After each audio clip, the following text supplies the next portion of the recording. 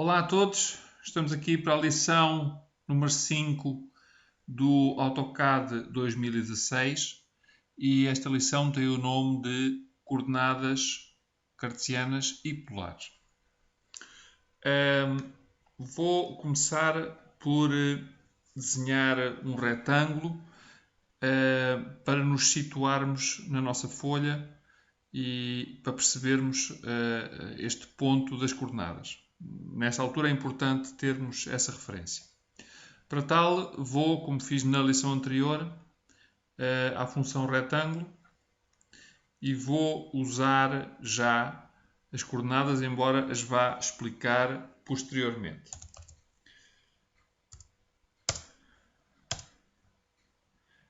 Vou dar o meu segundo ponto para formar o retângulo e basicamente agora vou fazer um zoom para maximizar o meu retângulo no que está no ecrã. Vou fazer Z, Enter, para chamar a função zoom e agora vou escolher a opção All para maximizar.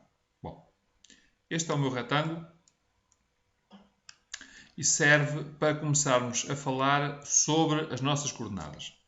Primeira questão importante a mencionar relativamente às coordenadas tem a ver com a origem por defeito, ou coordenadas por defeito, que o AutoCAD possui quando arrancamos com ele. Mesmo que não queiramos saber nada do AutoCAD, as coordenadas existem e estão lá. Portanto, e para isso é importante notar este sistema de eixos que está aqui, que eu estou a deixar amarelo por estar em cima dele. Portanto, direção X horizontal e a direção Y vertical.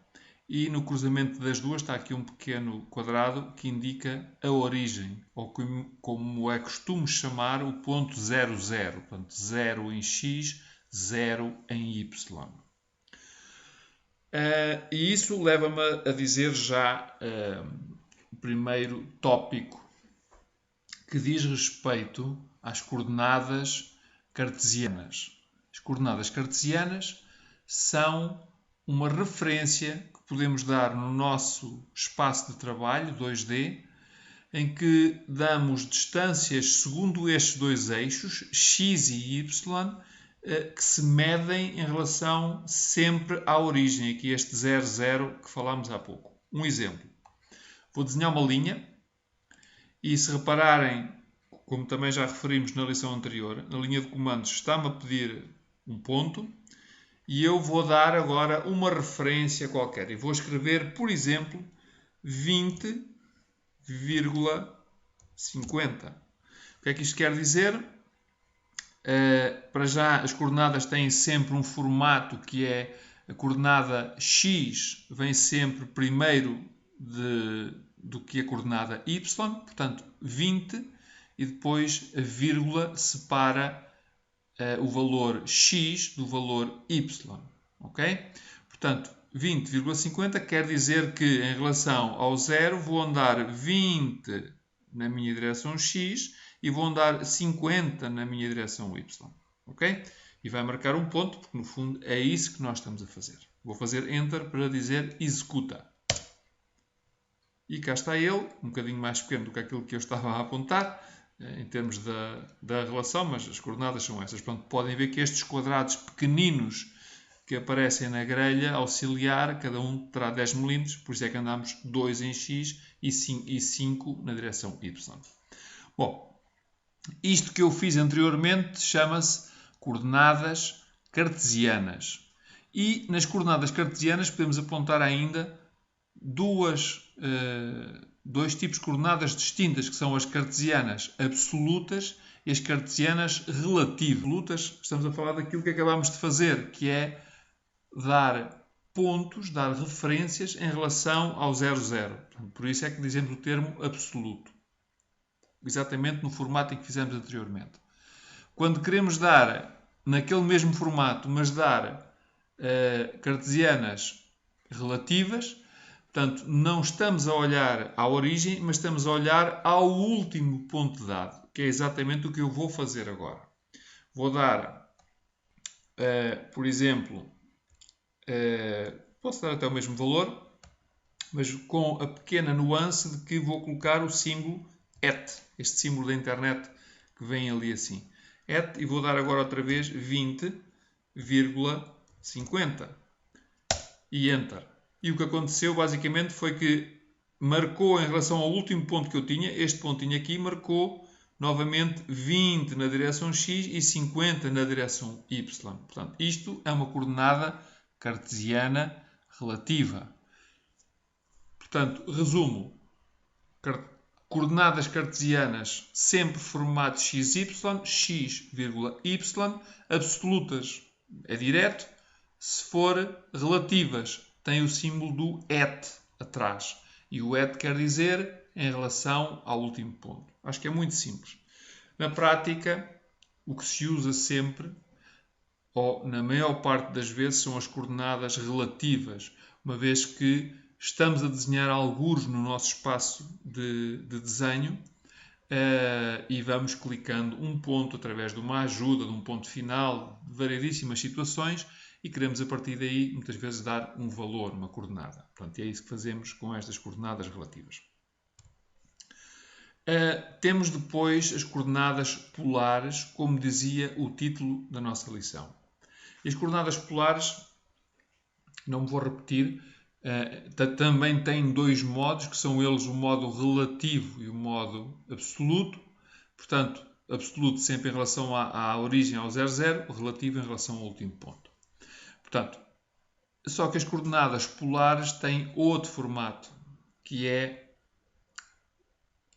escolher aqui a minha linha para explicar o que quer dizer e vou clicar ou vou dar a coordenada do ponto 00, por exemplo, para ser mais fácil entender. Portanto, estou a fazer uma linha a partir da minha origem. Agora, para dar o próximo ponto, tomando em conta uma coordenada polar absoluta, uma coordenada polar relativa ao último ponto, vou dar na mesma o formato com o símbolo @ e agora tenho que dar o comprimento de um vetor. Vou dar, por exemplo, aqui vou exagerar um bocadinho, vou fazer aqui 150 e vou dar agora, em vez de fazer vírgula, vou fazer o símbolo de menos, o símbolo da matemática para menos. E vou dar um ângulo. Ok? Portanto, podem ver que neste momento, como eu dei o comprimento do meu vetor, ele já tem 150. Portanto, ele já fixou o comprimento do vetor. Está à espera que eu dê o ângulo. E à medida que eu mexo o meu rato, vocês veem naquela caixinha branca que o ângulo está a mexer. Portanto, quando eu aproximo aqui da horizontal, o ângulo vai a 0. Quando eu abro neste sentido, os ângulos tornam-se positivos. Se eu abrir para baixo, os ângulos tornam-se negativos ou, sendo positivos, temos que considerar aquele ângulo grande que está ali. Portanto, é indiferente darmos uma situação a outra. Portanto, o comprimento do vetor é fixo, a direção da linha que vai ser feita é determinada pelo ângulo que nós damos. Eu vou dar 45 graus. Certo? E podia continuar. Bom, o formato é exatamente o mesmo a dizer em relação ao último ponto. E acho que aqui assim não há grande questão em relação a estes dois formatos. Ambos são úteis. Geralmente é um tópico que passa um bocadinho ao lado de quem é autodidata no AutoCAD e é muito, muito importante esta situação das coordenadas. Porque em muitos casos em que estamos a construir, às vezes vamos por caminho de construir muitas linhas auxiliares e tendo o conhecimento de trabalhar com estes dois tipos de coordenadas, muitas vezes simplifica imenso o trabalho daquilo que estamos a fazer. Há aqui mais duas questões um bocadinho ao redor desta questão que eu vos queria falar. Antes queria só mencionar para que ficasse bem claro também a questão das vírgulas e dos pontos quando estamos a inserir as coordenadas. Portanto, eu vou recorrer aqui outra vez à minha linha, vou clicar aqui um ponto algures E agora podia dizer novamente, como fizemos, coordenadas cartesianas ou polares, não era muito importante. Pronto, vou fazer aqui assim agora 30.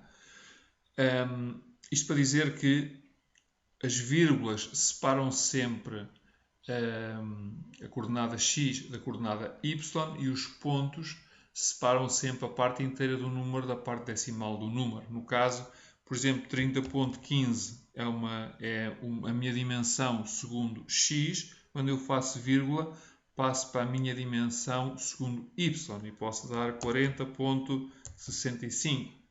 Ok? Portanto, pontos separa da parte decimal da parte inteira. Vírgulas separa a coordenada x da coordenada y.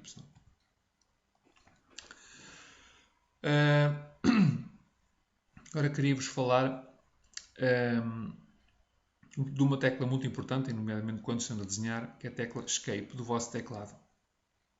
Esta tecla Escape é importante porque em determinados momentos estão a trabalhar, é preciso abortar um comando, seja o que estiver a decorrer. Por exemplo, linha, como temos feito, está uma mensagem aqui assim a aparecer, portanto, no caso é a linha, poderia ser outra coisa qualquer, ou poderíamos ter uma caixa de diálogo aberta.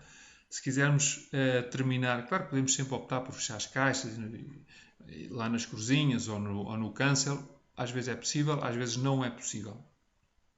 A tecla Escape tem um efeito mais forte, por assim dizer, porque se fizermos uma vez o comando aborta, às vezes tem uma caixa de diálogo aberta ou outra questão, às vezes um bocadinho já derivante dessa, e poderão ter que fazer escape mais algumas vezes, mas o escape é, como quiserem, é radical porque mata qualquer processo que esteja ativo e é bastante rápido de eliminar estes processos.